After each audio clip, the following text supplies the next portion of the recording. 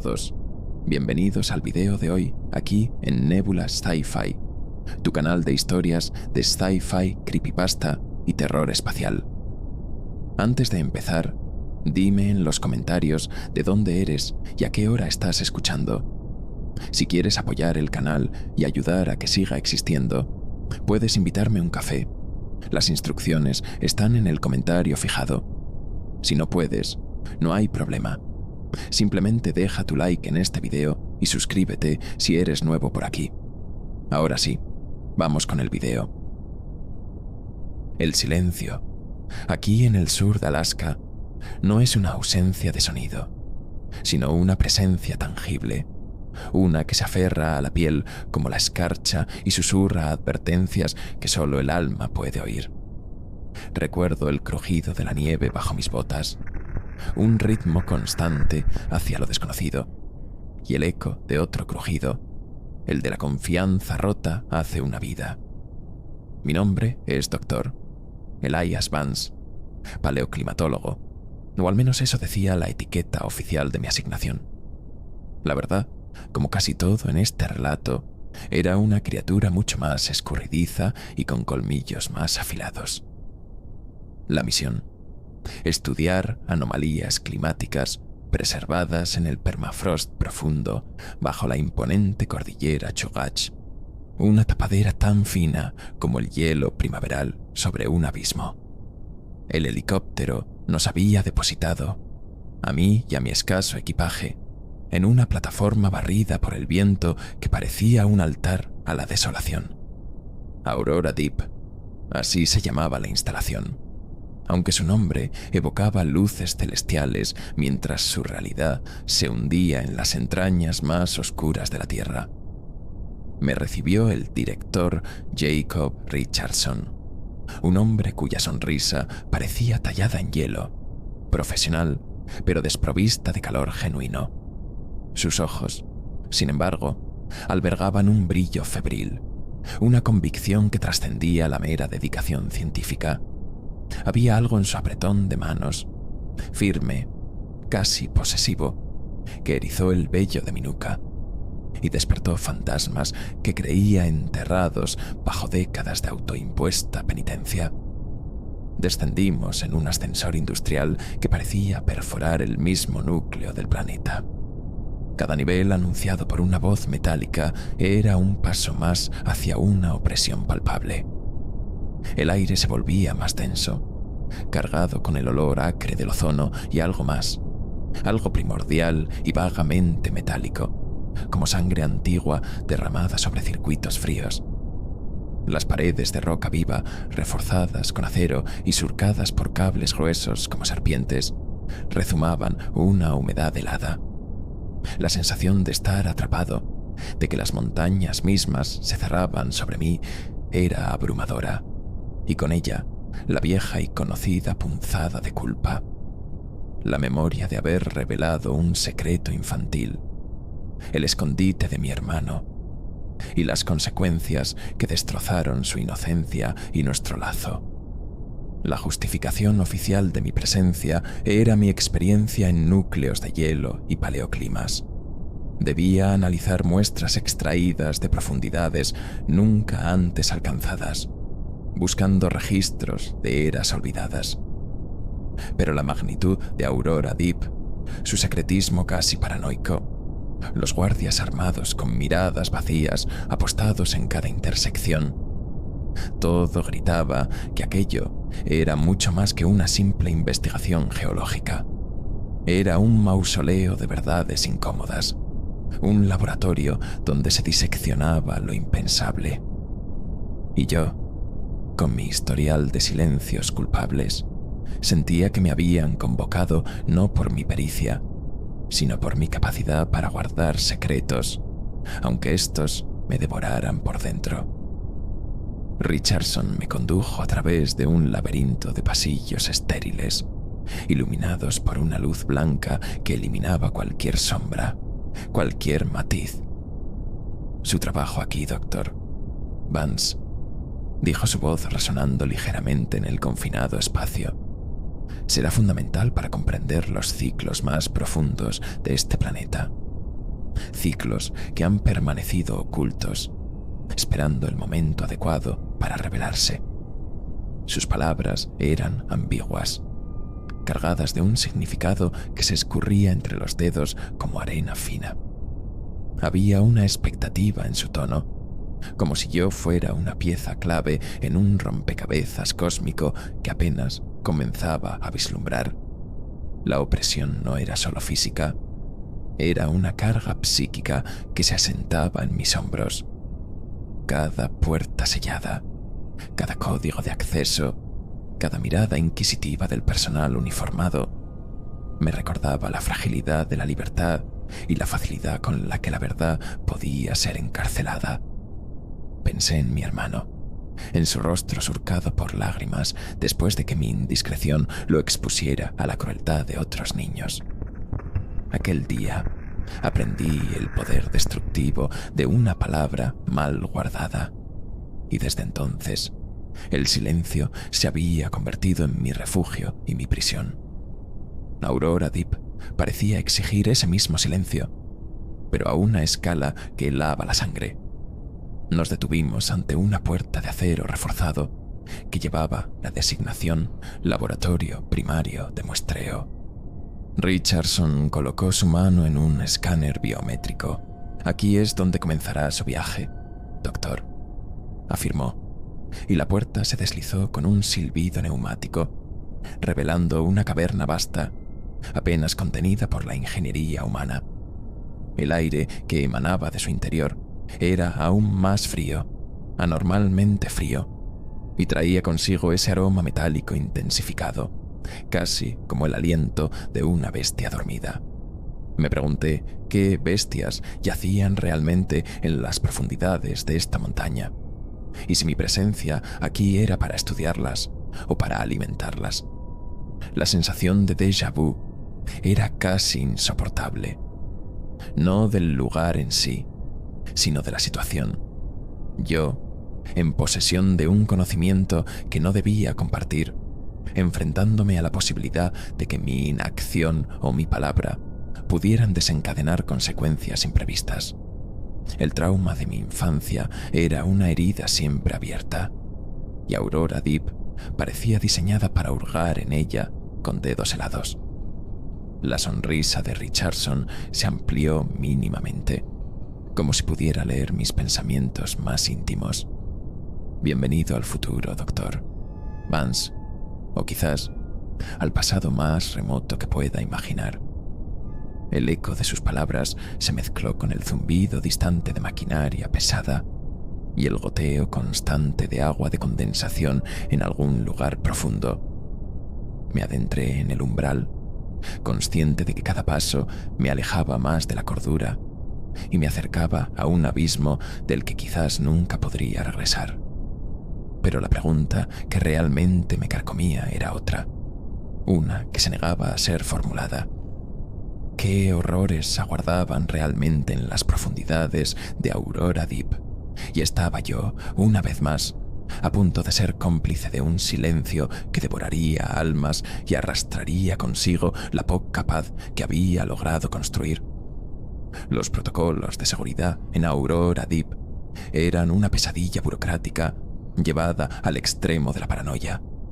Escáneres retinales, huellas dactilares, muestras de sangre extraídas con una eficiencia clínica que no dejaba lugar a la humanidad. Cada paso era monitorizado, cada palabra potencialmente grabada. Fue en la antesala del laboratorio criogénico, mientras esperaba la autorización final, donde conocí a la doctora Scarlett Young. Era bióloga, según su identificación, con unos ojos que parecían haber visto demasiado y una tensión en la mandíbula que delataba un estrés crónico. Intercambiamos apenas un asentimiento, pero en su mirada percibí un destello de algo parecido al reconocimiento, o quizás a la advertencia. Finalmente, me permitieron el acceso al santuario interior, una vasta cámara refrigerada donde se procesaban las muestras. En el centro, bajo una campana de contención de plexiglas reforzado, descansaba un cilindro de lo que parecía hielo. Pero no era hielo común.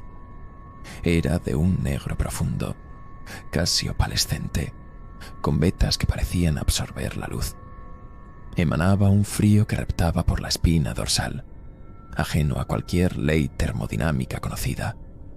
Néctar umbral, lo llamó el técnico jefe con una reverencia casi religiosa, su aliento formando nubes densas, la sangre congelada de la tierra profunda.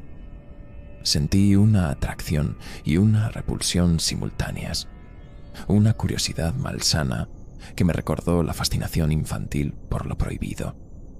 Antes de poder siquiera acercarme a la muestra, se me presentó un documento, el Acuerdo de No Divulgación. No era el típico NDA gubernamental.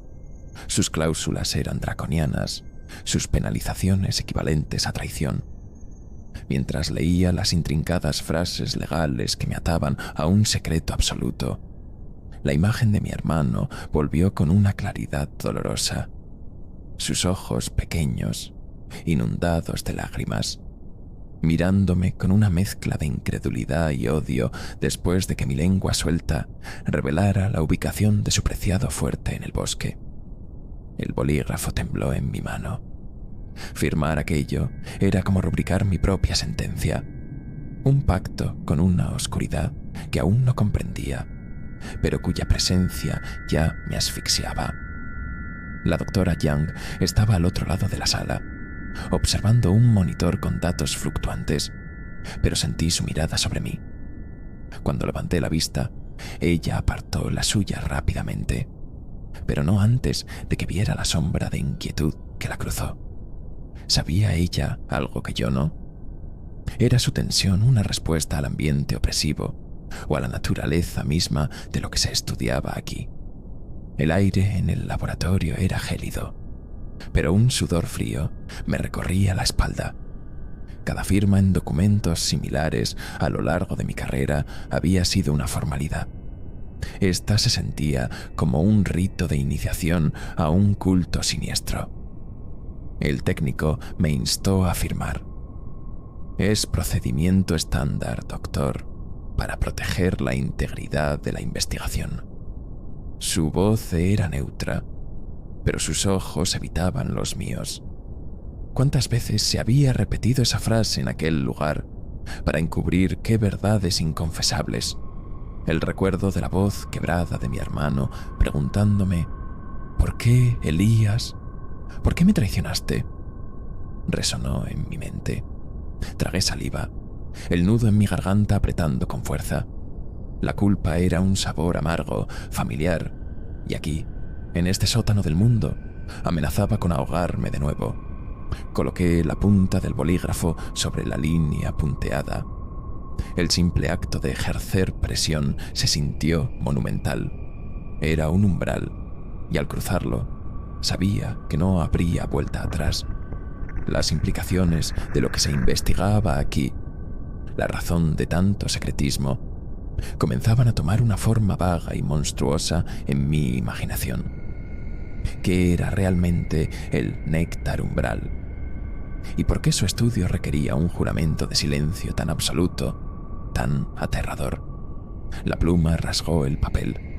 Un sonido minúsculo en la vastedad de la cámara, pero para mí fue el estruendo de una puerta cerrándose tras de mí, sellando mi destino. Una vez firmado el documento, un técnico lo recogió con guantes y lo introdujo en un tubo neumático que lo succionó con un silbido. Sentí como si una parte de mi alma se hubiera ido con él. La doctora Young se acercó, su expresión indescifrable. «Bienvenido a Aurora Deep, doctor». «Vance», dijo en voz baja, casi un susurro. «Espero que su estancia sea productiva». Había un matiz en su voz, una inflexión que sugería que productiva podía ser un eufemismo para algo mucho más perturbador.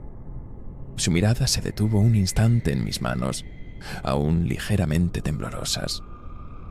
El frío del laboratorio pareció intensificarse O quizás era un escalofrío interno que nada tenía que ver con la temperatura ambiente. Recordé la promesa que me hice de niño, después del incidente con mi hermano. Nunca más permitiría que mi silencio o mis palabras causaran un daño irreparable. Pero aquí, las reglas eran diferentes. El silencio era la norma, la palabra, un tabú. Me pregunté si este lugar me obligaría a romper esa promesa, o peor aún, a convertirme en cómplice de una verdad tan terrible que su revelación podría fracturar el mundo. El peso del acuerdo firmado se asentó sobre mí como una losa de granito. Ya no era solo un científico, era un guardián de secretos, un iniciado en un misterio que apenas comenzaba a desvelarse. Y mientras observaba el néctar umbral pulsar con una luz oscura y antinatural en el corazón de su prisión de plexiglas, una certeza helada se apoderó de mí. Este no era el final de mi prueba, sino apenas el angustioso comienzo. La pregunta ya no era qué horrores aguardaban, sino si tendría la fuerza para enfrentarlos, o si mi vieja culpa me paralizaría una vez más. Mi trabajo inicial consistió en el análisis de las propiedades físicas y la composición isotópica del néctar umbral. Las muestras, extraídas con sumo cuidado de los cilindros de hielo negro, se comportaban de manera anómala. Su estructura cristalina parecía cambiar sutilmente bajo observación, como si reaccionara a mi presencia, a mis instrumentos. Garrett Grimshaw, el jefe de extracción, un hombre curtido por años en aquel infierno helado, con una barba canosa que parecía hecha de la misma escarcha que cubría las paredes, solía decir con una media sonrisa desprovista de alegría: «El néctar tiene sus humores, doctor. A veces coopera, a veces parece que te está estudiando a ti». Los días se convirtieron en una rutina de aislamiento y análisis febril. Las noches, en un tormento de sueños fragmentados donde la figura llorosa de mi hermano se mezclaba con las formas cambiantes del néctar umbral. La sensación de ser observado era constante, no solo por las omnipresentes cámaras de seguridad, sino por algo más. Una inteligencia intangible que parecía emanar de las profundidades de la montaña. Los rumores entre el personal de bajo nivel, susurrados en los comedores escasamente iluminados, hablaban de sombras en los túneles inferiores, de técnicos que habían perdido el rumbo y de desapariciones nunca investigadas oficialmente. La doctora Scarlett Young se convirtió en una presencia constante, aunque distante. Nos cruzábamos en los laboratorios, compartíamos la tensa atmósfera de los informes matutinos con el director Richardson. Poco a poco comenzó a acercarse, compartiendo frustraciones veladas sobre la compartimentación extrema de la información, la falta de un panorama general. Un día, durante una pausa para el café insípido de la máquina, mencionó a su mentor, el doctor Aris Thorne, sin parentesco con el director.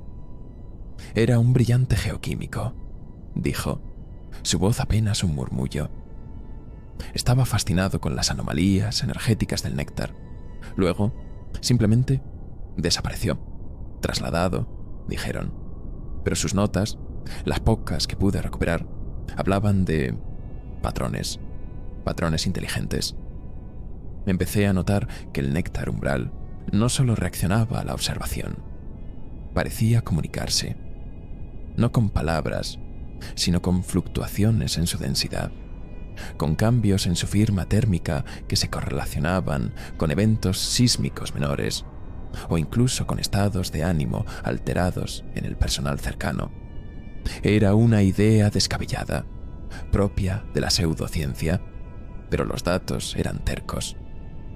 Compartí algunas de mis observaciones más neutras con Shaw, quien solo asintió lentamente. «Algunos dicen que la montaña está viva, doctor, que el néctar es su sangre o su cerebro, o ambas cosas. Su cinismo era una armadura contra el terror existencial que flotaba en el aire de Aurora Deep. El director Richardson, por su parte, me convocaba a reuniones esporádicas en su austera oficina, un espacio que parecía diseñado para intimidar. Se interesaba por mis progresos, pero sus preguntas eran siempre tangenciales, buscando algo más que simples datos científicos. Hablaba del potencial inherente del néctar, de su capacidad para reescribir nuestra comprensión del cosmos y nuestro lugar en él. Había un fervor mesiánico en sus palabras, una convicción de que Aurora Deep no era solo un proyecto, sino el crisol de un nuevo amanecer para la humanidad, aunque ese amanecer tuviera que surgir de las más profundas tinieblas. Su entusiasmo me resultaba profundamente perturbador. Las pesadillas se intensificaron. Veía a mi hermano, no como un niño, sino como una figura translúcida atrapada dentro de un bloque de néctar umbral. Sus ojos acusadores fijos en mí. Me despertaba bañado en sudor frío, el eco de sus reproches infantiles resonando en el silencio de mi habitación espartana. La culpa, mi vieja compañera, se alimentaba de la atmósfera opresiva de Aurora Deep, creciendo como un tumor maligno en mi psique. Temía que mi trabajo aquí, mis descubrimientos, pudieran de alguna manera replicar mi traición original, pero a una escala inimaginable. El peso del secreto era una carga física, encorvando mis hombros, marcando ojeras bajo mis ojos. Scarlett compartió conmigo fragmentos de las teorías de Aris Thorne. Él creía que el néctar umbral era una forma de vida no basada en el carbono, o quizás una conciencia geológica planetaria, y que las anomalías climáticas eran en realidad intentos de comunicación, o incluso de manipulación del entorno a gran escala. Aris pensaba que no lo estábamos estudiando a él, susurró Scarlett una noche, mientras revisábamos datos sísmicos anómalos en un terminal no autorizado, sino que él nos estaba estudiando a nosotros, preparándonos para algo. La idea era escalofriante, pero encajaba con mis propias observaciones inquietantes. La presión por obtener resultados aumentó. Richardson quería avances significativos, aunque nunca definía claramente qué constituía tal cosa. Comencé a sospechar que el objetivo real de Aurora Deep no era la comprensión, sino la utilización, quizás incluso la asimilación, de lo que fuera que representara el néctar umbral. Y el personal, nosotros los científicos, éramos meros instrumentos, o peor aún, conejillos de indias en un experimento de proporciones cósmicas. La paranoia se convirtió en mi estado natural. Cada sombra una amenaza, cada palabra ambigua una trampa potencial.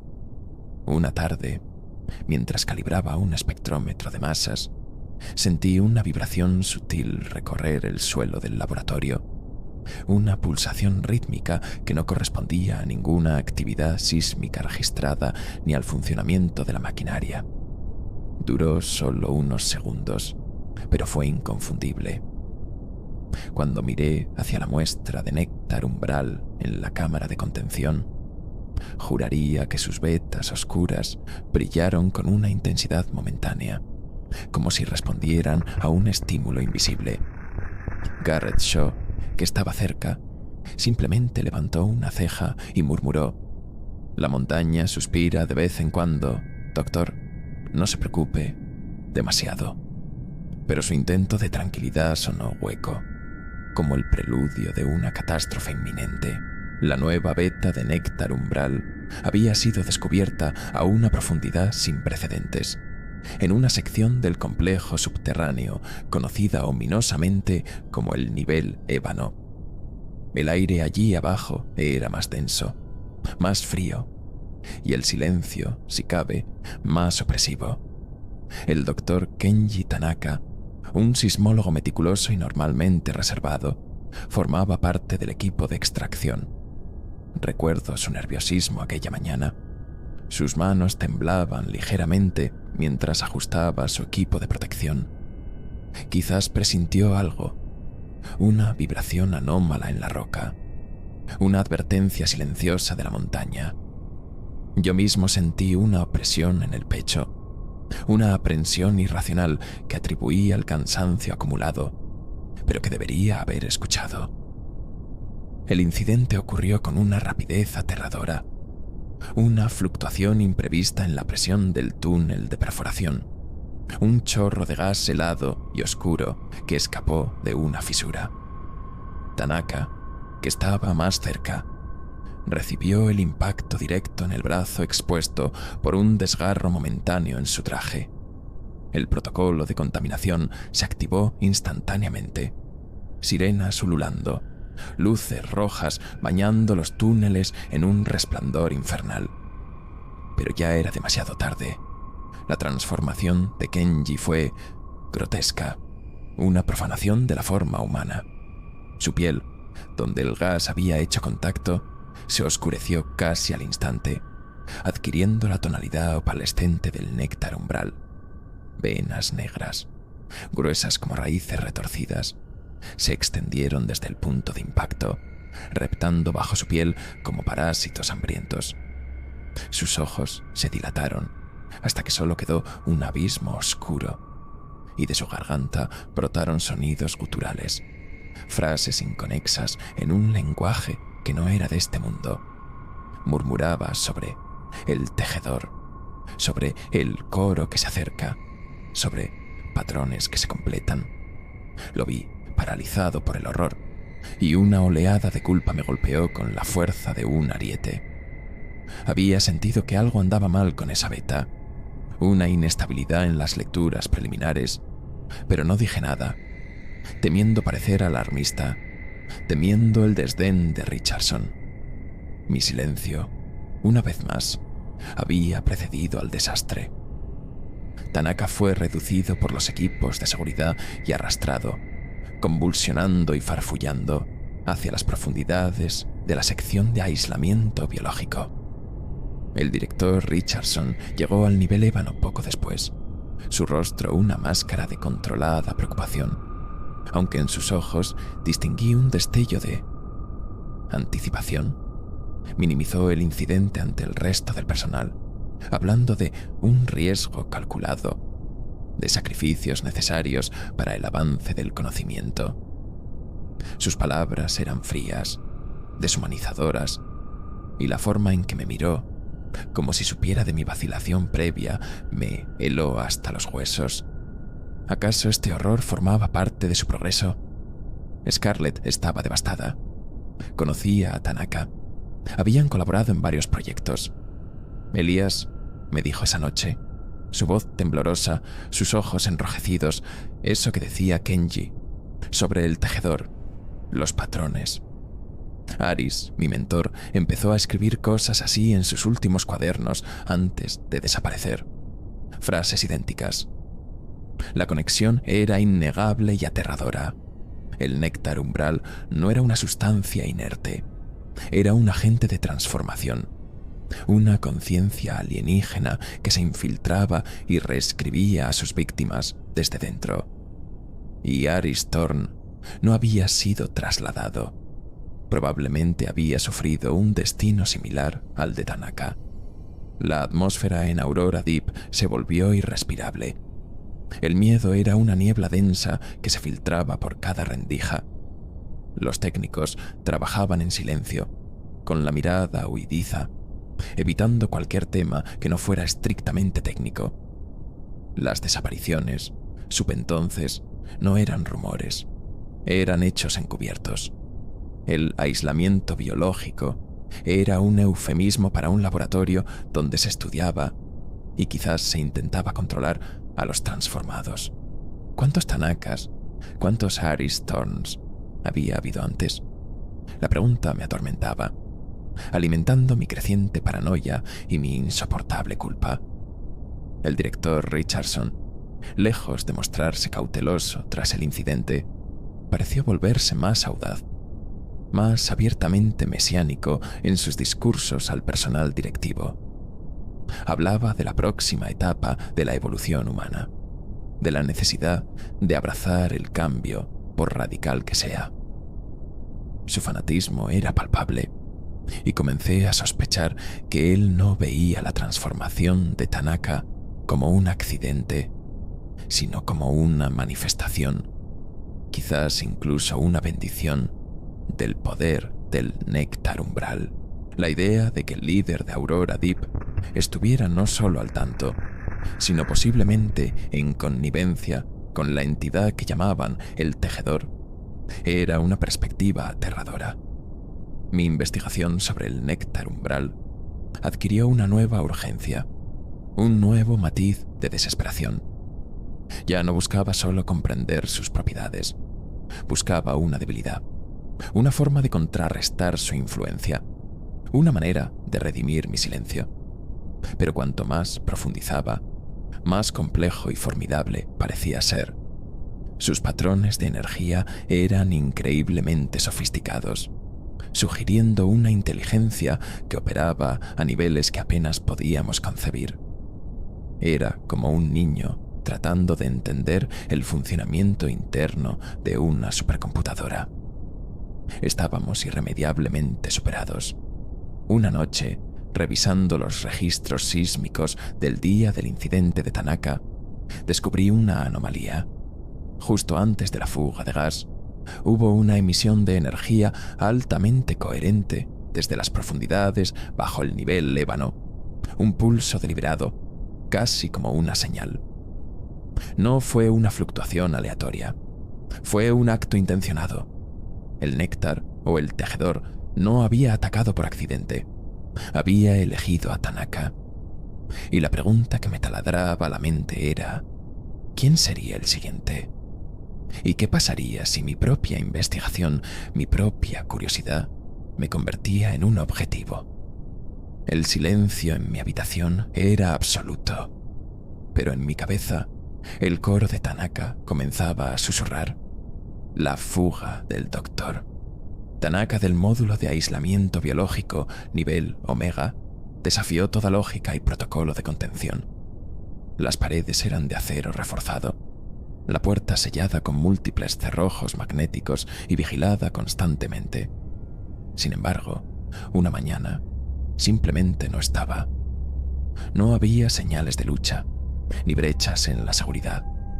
Se había desvanecido como humo, dejando tras de sí solo una mancha oscura y viscosa en el suelo de su celda, una sustancia que recordaba inquietantemente al néctar umbral en un estado semilíquido. La instalación entera entró en un estado de lockdown inmediato y absoluto. Estábamos atrapados, cazador y presa intercambiando roles en un laberinto de acero y hielo. Confinado en mis aposentos, la ansiedad y la culpa amenazaban con consumirme.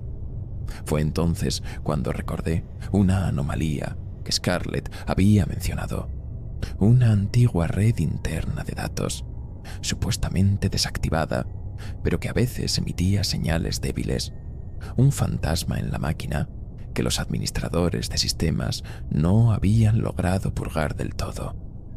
Con la adrenalina bombeando y nada que perder, logré acceder a ella usando una vieja interfaz de diagnóstico que había encontrado en un almacén olvidado. Lo que descubrí en sus archivos encriptados y fragmentados me heló la sangre y reconfiguró mi comprensión de la realidad de una forma brutal e irrevocable. Aurora Deep no era un proyecto reciente.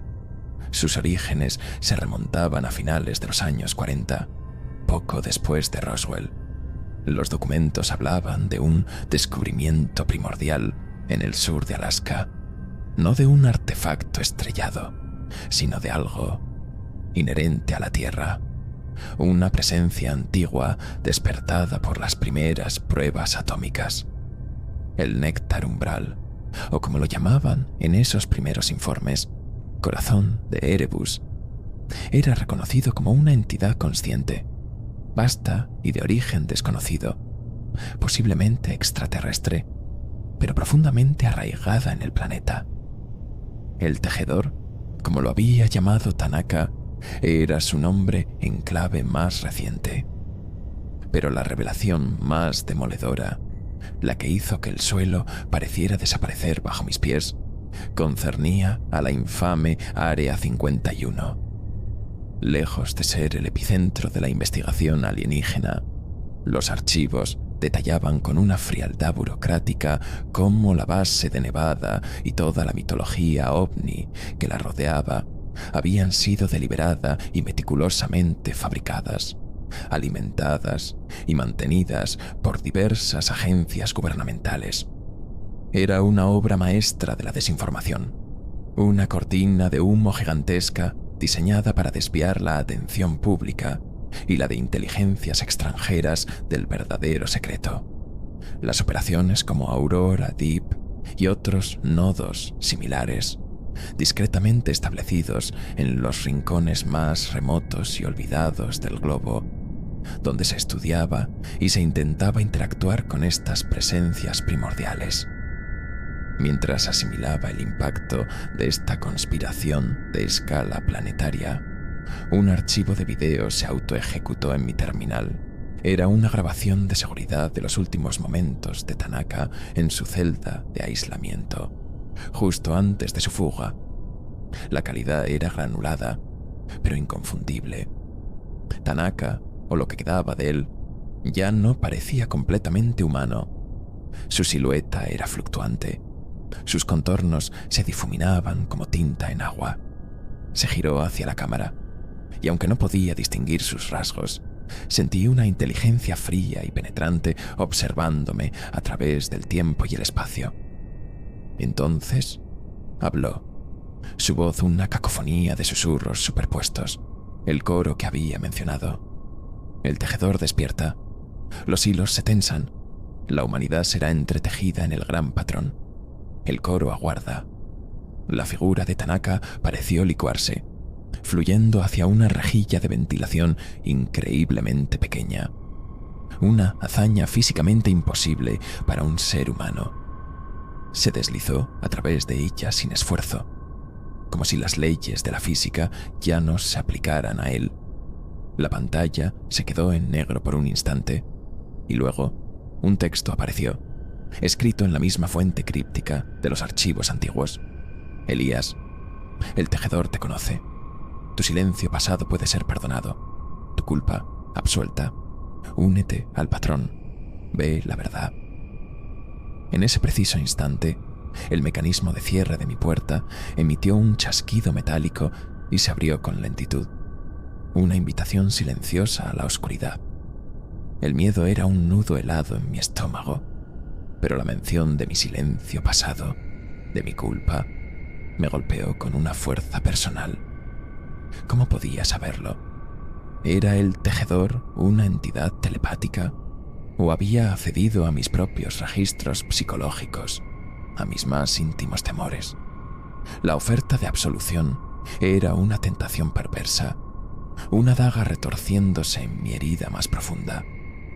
El recuerdo de mi hermano, su rostro traicionado, luchaba en mi mente contra la promesa de un alivio que ansiaba desesperadamente, pero que sabía intrínsecamente corrupto. La puerta abierta era un abismo, una elección.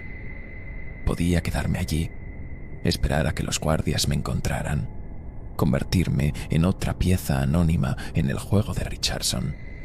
O podía aceptar la invitación, descender aún más en la madriguera del conejo, enfrentar lo que fuera que el tejedor quisiera mostrarme. La curiosidad científica, esa vieja aliada y a veces traidora, se mezclaba con un terror primordial. Si Área 51 era una farsa, ¿qué otros pilares de la realidad estaban a punto de desmoronarse? ¿Y qué papel jugaba yo en este gran y terrible engaño? Me levanté, mis piernas temblando, pero una extraña resolución comenzaba a formarse en mi interior. El silencio me había costado demasiado en el pasado. Si iba a haber una verdad, Por monstruosa que fuera, la enfrentaría. No por la absolución ofrecida por una entidad alienígena, sino por la pequeña y frágil esperanza de encontrar mi propia redención, o al menos de no repetir los errores que me habían perseguido durante toda mi vida. El pasillo exterior estaba sumido en una penumbra rojiza, las luces de emergencia parpadeando como los latidos de un corazón moribundo. El coro de Tanaka parecía resonar débilmente en las paredes. El mensaje del tejedor, su oferta de perdón por mi silencio pasado, resonó en mi mente como un eco obsceno. La entidad, o lo que fuera que se ocultara tras esa voz polifónica, había hurgado en mi herida más profunda, en la culpa que me había definido durante décadas. Pero en lugar de sentirme tentado por su promesa de absolución, una rabia fría y lúcida comenzó a crecer en mi interior. No quería el perdón de una monstruosidad cósmica que se alimentaba del sufrimiento y la transformación grotesca de seres humanos. Quería redención, sí, pero una redención ganada, forjada a través de la acción correcta, no concedida por un titiritero invisible que movía los hilos de la realidad desde las sombras. Tomé una decisión. No volvería a ser el niño asustado que traicionó a su hermano por miedo o debilidad. No permitiría que mi silencio fuera cómplice de los horrores que se gestaban en Aurora Deep. Si había una verdad que descubrir, la expondría, sin importar el costo. Fue en ese momento de frágil determinación cuando la puerta de mi habitáculo se deslizó suavemente y en el umbral apareció la figura de Scarlett Young. Su rostro estaba pálido, pero sus ojos brillaban con una intensidad febril. Llevaba una pequeña mochila y en su mano sostenía una tableta de datos que mostraba un intrincado mapa tridimensional de los niveles inferiores de la instalación. «Elías», susurró, su voz urgente. «Sabía que te contactarían. Lo sentí». Tanaka no fue el primero. Mi mentor, Aris, también recibió un llamado antes de desaparecer. Me mostró la tableta. Estos son los planos originales de Aurora Deep, los que Aris logró contrabandear parcialmente antes de que... Bueno, hay niveles por debajo del nivel ébano, secciones que no figuran en ningún registro oficial.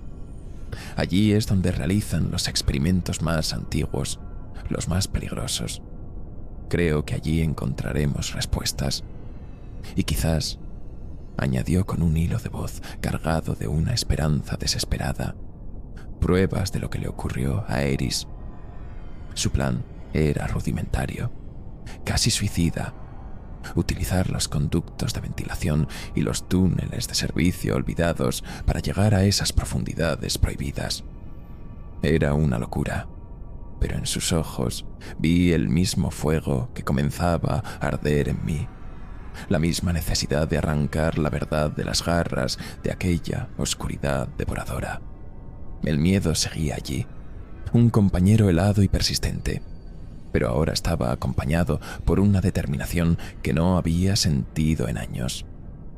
La imagen del sufrimiento de mi hermano, el rostro transformado de Tanaka, el fanatismo en los ojos de Richardson. Todo ello se fusionó en un imperativo moral: actuar. «Estoy contigo, Scarlett», dije, y las palabras, aunque simples, parecieron sellar un pacto irrevocable. Juntos nos deslizamos por los pasillos desiertos, aprovechando el caos del lockdown y la aparente reasignación de la mayoría del personal de seguridad hacia los niveles superiores, probablemente en una búsqueda inútil de Tanaka. Cada sombra parecía albergar una amenaza. Cada sonido metálico distante hacía que nuestros corazones dieran un vuelco. El descenso fue arduo, claustrofóbico. Los túneles de servicio eran estrechos, polvorientos, y el aire se volvía progresivamente más frío y enrarecido impregnado de ese olor metálico y orgánico del néctar umbral, ahora más intenso, más penetrante. Encontramos indicios de que no éramos los primeros en utilizar estas rutas olvidadas. Marcas crípticas en las paredes, herramientas oxidadas abandonadas, incluso un diario ajado con anotaciones febriles sobre el canto de la piedra y los ojos en la oscuridad. Eran los restos de otros disidentes, de otras víctimas que habían intentado escapar o descubrir la verdad. La idea de que estábamos siguiendo los pasos de fantasmas añadía una capa más de inquietud a nuestra ya precaria situación. Scarlett, sin embargo, se movía con una precisión sorprendente. Su conocimiento de los planos de Aris era nuestra única guía en aquel laberinto subterráneo.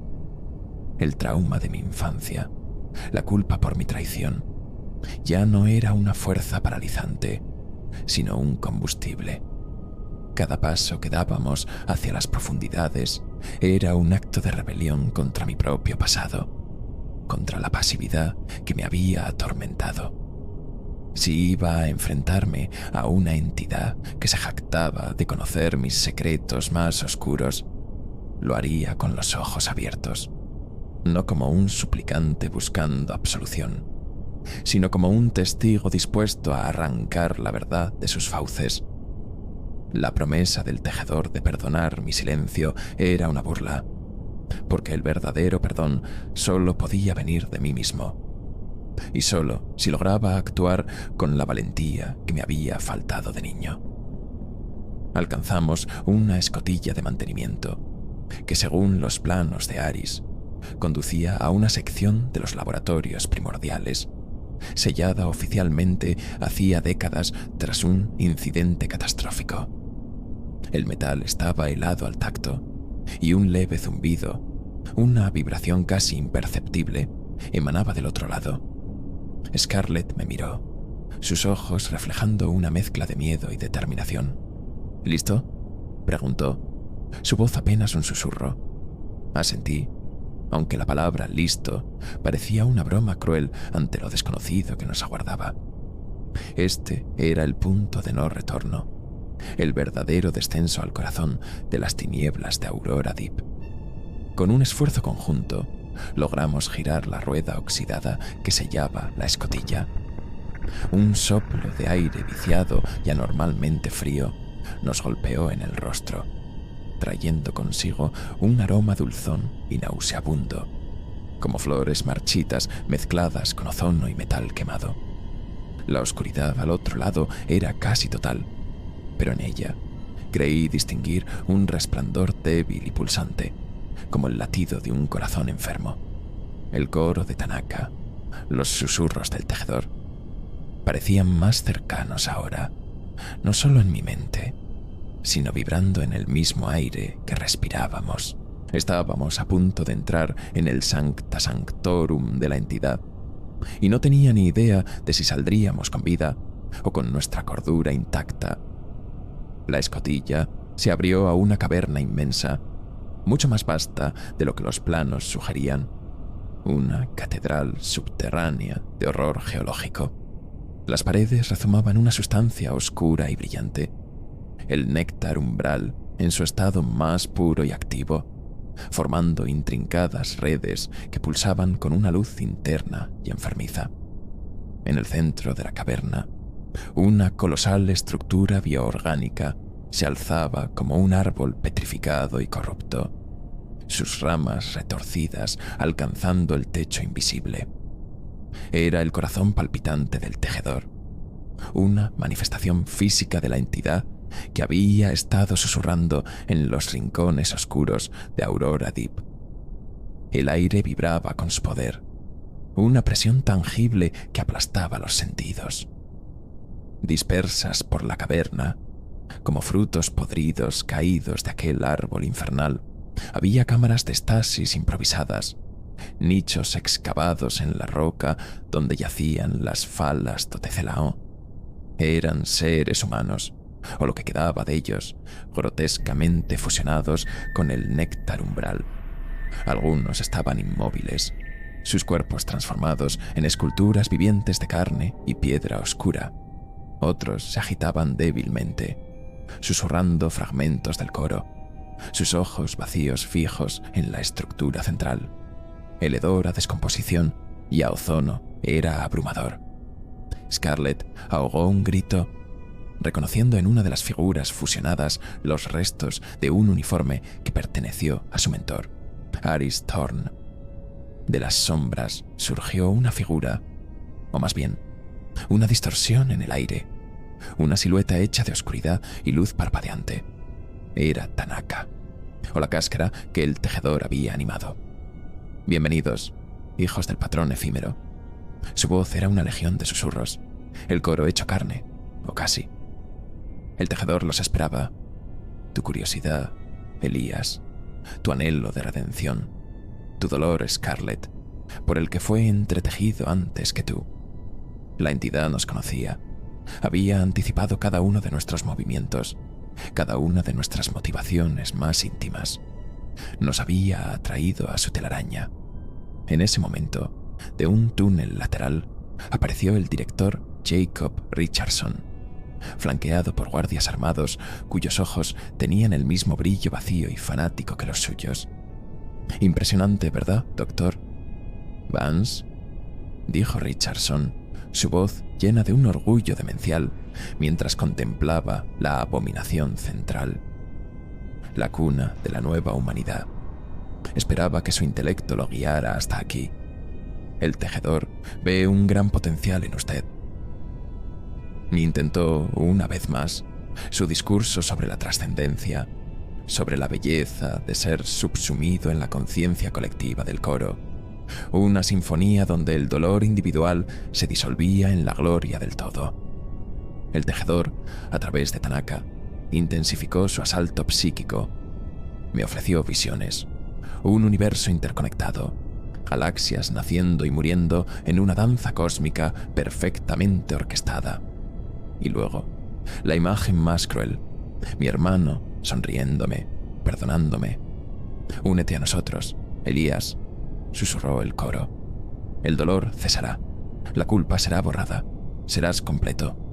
Por un instante, la tentación fue abrumadora, el alivio, la paz que tanto anhelaba, al alcance de la mano. Pero entonces vi la verdadera naturaleza de esa paz, la aniquilación del yo, la absorción en una nada consciente. Recordé la genuina angustia en el rostro de mi hermano, el dolor real que mi traición había causado. Esa memoria, tan dolorosa como era mía, era real. «No», grité, la palabra desgarrando mi garganta. «Mi culpa es mía, mi dolor es mío». Mi rechazo pareció enfurecer a la entidad. La caverna tembló violentamente. Las falas do Tecelao comenzaron a agitarse con más fuerza, algunas liberándose de sus prisiones de néctar y arrastrándose hacia nosotros. Los guardias de Richardson abrieron fuego, pero sus armas convencionales apenas parecían afectar a aquellas criaturas. Scarlett, mientras tanto, había logrado conectar su tableta a una antigua consola de control que Aris había marcado en sus planos. «Elías, tengo una idea», gritó por encima del caos. «El sistema de contención del flujo primario del néctar». Aris teorizó que una sobrecarga podría desestabilizarlo. Era un plan desesperado, basado en las notas de un hombre que probablemente había sido consumido por aquello que intentaba comprender. Richardson ordenó a sus guardias que nos capturaran, pero ellos mismos estaban siendo flanqueados por las criaturas. Tanaka, o el tejedor, se abalanzó hacia mí, sus extremidades ahora zarcillos de sombra sólida. Luché, esquivando sus ataques, mientras Scarlett trabajaba febrilmente en la consola, sus dedos volando sobre la interfaz arcaica. La estructura central pulsaba con furia, emitiendo ondas de energía distorsionadora que hacían que la realidad pareciera doblarse y ondular. «Ahora, Elías», gritó Scarlett. Había logrado iniciar la secuencia de sobrecarga. Una luz cegadora emanó de la base de la estructura del tejedor, seguida de un gemido ensordecedor, como si la montaña misma estuviera siendo desgarrada. Richardson, atrapado entre nosotros y el corazón colapsante de su dios oscuro, fue engullido por una ola de néctar umbral líquido que brotó de la estructura. Sus gritos fueron ahogados por el rugido de la caverna desmoronándose. Trozos de roca del tamaño de automóviles caían del techo. Aprovechando la distracción, Scarlett me arrastró hacia un estrecho túnel de ventilación que Aris también había marcado como una posible ruta de escape. Nos arrastramos por la oscuridad, el sonido del colapso de la caverna persiguiéndonos como el trueno del apocalipsis. Detrás de nosotros, los gritos de los guardias y el coro polifónico de las falas de Tecelao se mezclaban en una cacofonía infernal. El túnel era estrecho, asfixiante, y el aire estaba cargado de polvo y del olor acre del néctar liberado. No sabíamos si el plan de Scarlett había funcionado, si habíamos logrado herir realmente al tejedor o simplemente habíamos provocado su ira. Solo sabíamos que teníamos que seguir adelante, hacia la remota posibilidad de la luz, dejando atrás el corazón palpitante de la pesadilla. Emergimos del túnel de ventilación como recién nacidos en un mundo hostil, cubiertos de polvo y sangre, directamente a la furia de una ventisca antártica. La superficie era un infierno blanco, el viento aullando como las almas en pena de todos los que habían perecido en Aurora Deep. Durante días, o quizás fueron semanas, el tiempo perdió su significado en aquella lucha por la supervivencia. Vagamos por la tundra helada, al borde de la inanición y la congelación, con los ecos del coro aún resonando en nuestras mentes torturadas. La imagen de Richardson siendo consumido, la visión de Aris fusionado con el néctar, eran pesadillas que nos acechaban despiertos. Cuando toda esperanza parecía perdida, fuimos encontrados. No por equipos de rescate de Aurora Deep, sino por una figura solitaria envuelta en pieles, un anciano de rostro curtido por el tiempo y los elementos, cuyos ojos parecían contener la sabiduría de Eras. Se llamaba Silvan y pertenecía a una tribu indígena que, según nos explicó con una calma serena, había vivido en las sombras de aquellas montañas desde que el primer hielo besó la tierra. Su gente conocía a la entidad. La llamaban aquel que tece das profundezas, un espíritu antiguo de la tierra, o quizás de más allá de las estrellas, que despertaba en ciclos para cantar la canción de la transformación. Silvan nos llevó a su aldea oculta, un santuario de calor y conocimiento ancestral en medio de la desolación. Nos reveló que la historia de Área 51 siempre había sido humo para los ojos curiosos de los hombres de fuera, una distracción para que nadie mirara hacia los verdaderos nodos de poder, como Aurora Deep, donde la tierra misma respiraba con una conciencia ajena. Habló de ciclos de cosecha silenciosa, donde el mundo era transformado y pocos recordaban cómo había sido antes. Su gente había aprendido a leer las señales, a esconderse, a preservar la memoria. La red del tejedor, nos dijo, era global, sutil, entretejiendo el destino de la humanidad. Con la ayuda de Silvan, logramos establecer contacto con lo que él llamó la Susurranet, la red de susurros. Era una alianza clandestina y dispersa de científicos disidentes, historiadores proscritos, chamanes de diversas culturas y supervivientes de otros nodos como Aurora Deep. Operaban en las sombras, utilizando tecnología analógica y métodos de comunicación arcaicos para evitar la detección del tejedor, cuya influencia, sospechaban, ya había comprometido gran parte de las redes digitales avanzadas del mundo. A ellos les entregamos los datos que Scarlett había logrado extraer de la consola de Aris, las pruebas de la existencia de Aurora Deep, del néctar umbral, del plan del tejedor. Scarlett encontró una especie de paz amarga al saber que la investigación de Aris no había sido en vano, que sus advertencias ahora podían ser escuchadas. Decidió unirse activamente a la Susurranet, utilizando sus conocimientos para ayudar a otros a comprender la amenaza. Yo, por mi parte, elegí un camino diferente, aunque paralelo.